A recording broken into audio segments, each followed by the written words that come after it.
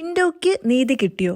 കുന്തം കിട്ടിയല്ലേ? കുന്തം നമ്മൾ ഈ ഷോ ഒന്നും അത്രേ പ്രതീക്ഷിച്ചിട്ടുള്ളൂ. പക്ഷേ ഇന്നത്തെ പോലെ ഒരു വെറുപ്പീര് ഷോ. ഇന്ന് ലാലേട്ടനും ഷോ ഡയറക്ടർക്കും ഒന്നിനെക്കുറിച്ചും ചോദിക്കേണ്ട. കാരണം കഴിഞ്ഞ ആഴ്ച കാട്ടിക്കൂട്ടിയത് മുഴുവൻ ജാസ്മിനാണല്ലോ. ചോദിക്കുകയാണെങ്കിൽ ജാസ്മിൻ്റെ കാര്യങ്ങളാണല്ലോ ചോദിക്കേണ്ടത്. പാവം ആ അൻസിബ ഒരാഴ്ച മുഴുവൻ ഒറ്റയ്ക്ക് ആ അടുക്കളയിൽ കിടന്ന് കഷ്ടപ്പെട്ടിരിക്കുന്നു. അതിനെക്കുറിച്ച് ചോദിക്കരുത്. അൻസിബ അത് പോയിന്റ് ഔട്ട് ചെയ്തപ്പോൾ ജാസ്മിൻ്റെ റിയാക്ഷൻ എല്ലാവരും കണ്ടതാണല്ലോ അല്ലേ?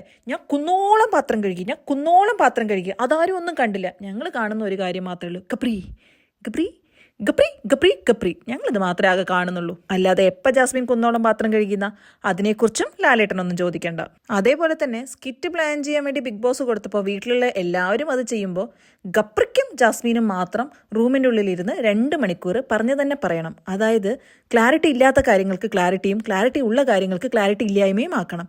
അതിനെക്കുറിച്ചും ലാലേട്ടനൊന്നും ചോദിക്കേണ്ട. പിന്നെ ജിൻഡോനോട് ജയിലിനുള്ളിൽ പെരുമാറിയ രീതി, എടോ എടോ എടോ എണിക്കണോ എണിക്കണോ ഡോ ഡോ ഡോ ഡോ ഡോ.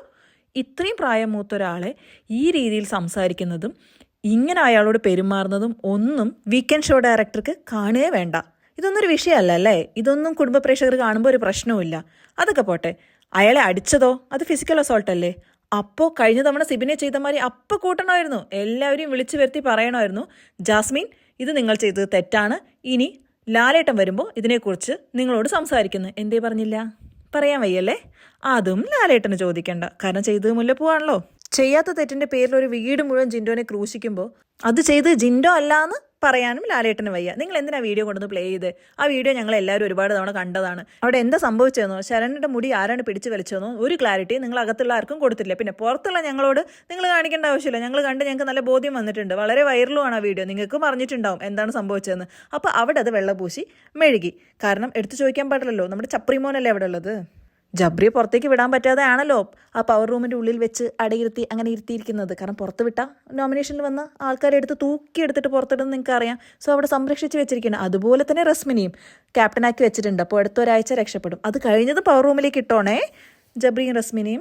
ഞാൻ പറയേണ്ട ആവശ്യമൊന്നുമില്ല, നിങ്ങൾ ചെയ്യുന്ന അറിയാം. എന്നാലും ഞാനൊന്ന് ഓർമ്മപ്പെടുത്തിയതാണ്. വേണമെങ്കിൽ ഞാൻ അടുത്ത ആഴ്ച ഒന്ന് ഓർമ്മപ്പെടുത്താം. കാരണം മറക്കാൻ പാടില്ലല്ലോ. നിങ്ങൾക്ക് കൃത്യമായ അജണ്ട ഉള്ളതല്ലേ, നമുക്കതൊക്കെ നടത്തിയെടുക്കണ്ടേ. അതേപോലെ തന്നെ നിങ്ങളുടെ മുമ്പ് തന്നെ ലാലേട്ടാ, നിങ്ങളുടെ മുന്നിൽ എല്ലാവരും ആ ജിൻഡോനെ ഇന്ന് കളിയാക്കി ചെറുക്കുന്നുണ്ടായിരുന്നു. ജിൻഡോ പറയുന്നുണ്ടായിരുന്നു, ഞാൻ അവിടെ ആകെ ബ്ലാങ്ക് ആയിപ്പോയി, ബ്ലാക്ക് ഔട്ട് ആയി പോലെ, എനിക്ക് അറിഞ്ഞില്ല അവിടെ എന്താ സംഭവിച്ചതെന്ന്, ഞാൻ ശരണിയുടെ മുടി പിടിച്ചോന്ന് എനിക്ക് അറിയില്ല എന്ന് പറഞ്ഞപ്പോൾ എല്ലാവരും കൂടെ അതെ അയാൾക്കൊന്നും ഓർമ്മയില്ല എന്ന് പറഞ്ഞ് ചിരിക്കുന്നുണ്ടായിരുന്നു. അയാൾക്കൊന്നും ഓർമ്മയില്ല. അയാളത് കള്ളം പറയുന്നതല്ല. അല്ലെങ്കിൽ അയാൾ പിടിച്ച് വലിക്കാത്ത കാര്യം നിങ്ങൾ മുടി പിടിച്ച് വലിച്ചു എന്ന് പറയുമ്പോൾ അയാളത് അവിടെ സമ്മതിച്ചു തരേണ്ട ആവശ്യമില്ല. അയാൾക്ക് ശരിക്കും ഓർമ്മയില്ല, അയാൾക്ക് അവിടെ എന്താ സംഭവിച്ചതെന്നുള്ളൊരു ക്ലാരിറ്റി ഇല്ല.